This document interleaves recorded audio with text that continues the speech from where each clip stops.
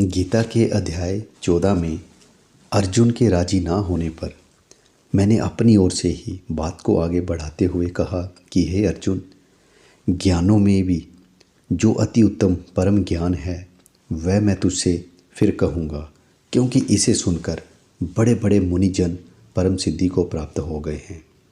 ये वो ज्ञान है जिसे सुनकर व्यक्ति हमेशा के लिए मुक्त हो जाता है। फिर वह किसी काल किसी समस्या से कभी विचलित नहीं होता है। सच कहूँ तो अर्जुन के युद्ध करने से इनकार करने को भी मैं एक अच्छे संकेत के तौर पर ले रहा हूँ। अच्छा है, इसी बहाने सीधा व सच्चा ज्ञान मनुष्य को उपलब्ध तो हो रहा है। सो हमेशा प्रसन्न रहने वाला मैं इस समय इसी बात से खुश था कि इसी बहाने मेरे मुख से सच्चा ज्ञान तो बह रहा है। तभी तो कहते हैं कि खुश रहने वालों को खुशी का बहाना खोजने के लिए कहीं जाना नहीं होता है। वह तो जो कुछ भी सामने होता है उसी में परम खुशी को उपलब्ध हो जाता है। अर्जुन, मेरी दो प्रकार की प्रकृति है, एक जड़ तथा दूसरी चेतन। मनुष्य के शारीरिक अस्तित्व धारण करने को तू मेरी जड़ समझ और उसमें प्राण फूंकने को तू मेरी चेतन प्रकृति समझ। इस लिहाज से मनुष्य के शरीर को तू जड़ तथा प्राणों को तू चेतन समझ, और इन दोनों के संगम से ही यहाँ हर मनुष्य की उत्पत्ति होती है। इसे तू ये भी कह सकता है कि मैं सारे जीवों के शारीरिक अस्तित्व को उत्पन्न करने वाली माता हूँ और मैं ही उनमें प्राणों के बीच की स्थापना करने वाला पिता हूँ। इसलिए मैं बार बार कहता हूँ अर्जुन कि मुझसे भिन्न इस जगत में दूसरा कोई कारण नहीं है। यहाँ सबको समझना ये है कि जड़ जड़ है तथा चेतन चेतन है। ये दोनों जगत ही अलग हैं, दोनों में से किसी का किसी पर कोई प्रभाव नहीं। जड़ रूपांतरित है, मतलब बदलती है, तथा चेतन स्थिर है। फिर भी जड़ के हर रूपांतरण से मनुष्य की भीतरी मनोदशा प्रभावित होती रहती है, और यही अज्ञान है, यही उसकी निद्रा की अवस्था है। जैसे बाहर के युद्ध रूपी जड़ से इस समय तेरी भीतरी मनोदशा प्रभावित हो रही है, और यही तेरा अज्ञान है, क्योंकि तू ये नहीं समझ पा रहा कि ये दोनों बातें ही अलग हैं। अब तू सीधे मुझसे इस भ्रम का मूल कारण सुन अर्जुन। दरअसल इसके लिए जगत की वह त्रिगुणी माया जवाबदार है, जो अपने प्रभाव में सबको लपेट रही है। सत्वगुण, रजोगुण तथा तमोगुण, इन तीन गुणों से बनी ये त्रिगुणी माया चारों ओर फैली हुई है। ये त्रिगुणी माया ही मनुष्य के चेतन को शरीर रूपी जड़ में बांधती है। उसी से उसका चेतन जड़ के हर परिवर्तन से बार बार प्रभावित होता है। इसमें जो सत्वगुण है वह मनुष्य को सुख और ज्ञान के अभिमान से बांधता है। सत्वगुण को संक्षेप में कहूँ तो इसमें इंसान को ज्ञान का अभिमान अहंकार होता है। इस गुण से प्रभावित मनुष्य बिना कारण स्वयं को अन्यों से श्रेष्ठ समझता है, और आगे चलकर श्रेष्ठता के भाव का ये जो अहंकार है, अभिमान है, वही उसके तमाम दुखों का मूल हो जाता है। फिर जब भी उसके मान, सत्ता, धन या ज्ञान पर हमला होता है तो वह उससे विचलित होता रहता है। वैसे ही मनुष्य में छिपी कामना और लगाव, अटैचमेंट से रजोगुण उत्पन्न होता है। ये रजोगुण मनुष्य को कर्म करने तथा कर्मों के फल की लालसा करने के लिए उकसाता है। उसी कारण रजोगुण वाला व्यक्ति भी संसार में सुख दुख भोगता रहता है। वहीं सत्य को ना देख पाने के अज्ञान के कारण तमोगुण उत्पन्न होता है। ये तमोगुण कर्मों के प्रति अश्रद्धा उत्पन्न करता है। अज्ञान के कारण वह हर कर्म में अच्छा बुरा व पाप पुण्य खोजने में लग जाता है।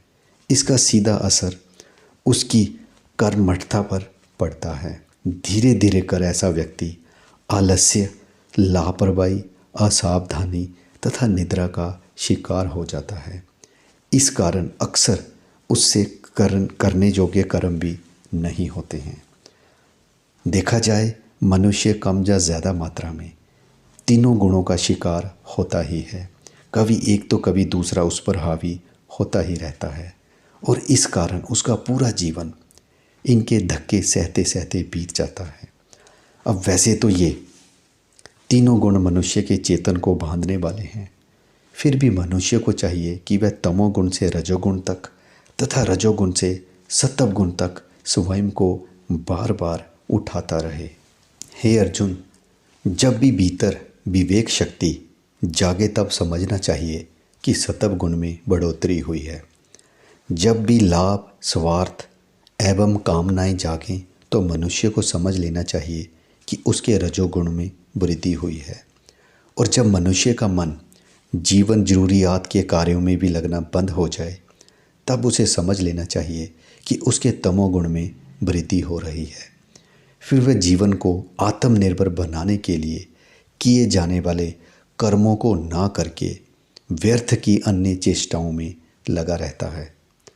अंत जिस किसी का भी जीवन किसी भी अच्छे या बुरे कारणों से दूसरों पर निर्भर है, दूसरों पर टिका हुआ है, उन्हें समझ लेना चाहिए कि उन पर तामसी प्रवृत्ति हावी है। हे अर्जुन, ये तीनों गुण मनुष्य के न सिर्फ इस जन्म को प्रभावित करते हैं बल्कि वे उसके जन्मों जन्मांतर को भी प्रभावित करते रहते हैं। सत्व गुण की अधिकता वाला मनुष्य उत्तम मानसिकता वाले परिवार में जन्म लेता है। वहाँ पर उसका लालन पालन कुछ इस तरीके से होता है कि उसे त्रिगुणी माया से छूटने में सहायता मिलती है।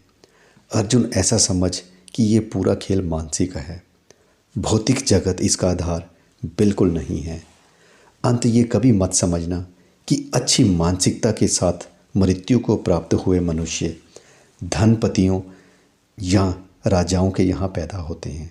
नहीं, वह अच्छी मानसिकता वाले व्यक्तियों के यहाँ पैदा होते हैं।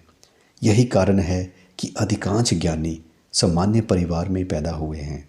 मेरा ही उदाहरण ले अर्जुन, यदि मुझे नंद यशोदा की छत्र छाया में पलने का मौका मिला तो ये मेरी अच्छी मानसिकता का फल था।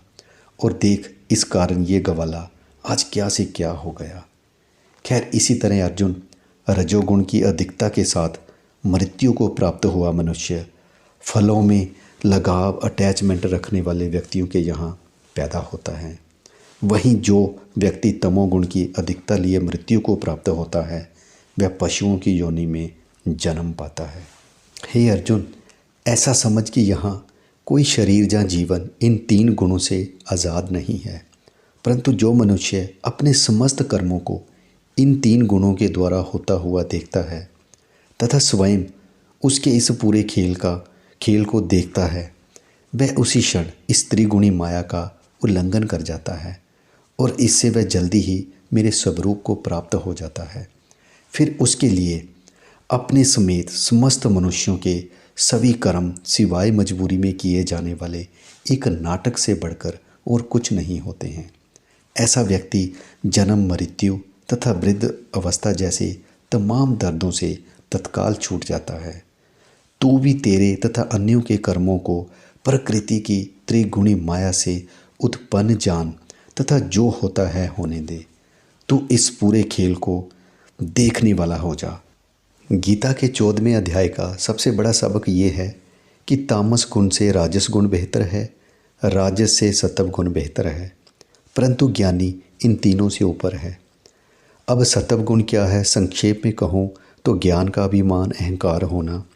राजस गुण का मतलब है धन का अभिमान तथा तमस गुण दुर्गुणों तथा अज्ञान का अभिमान।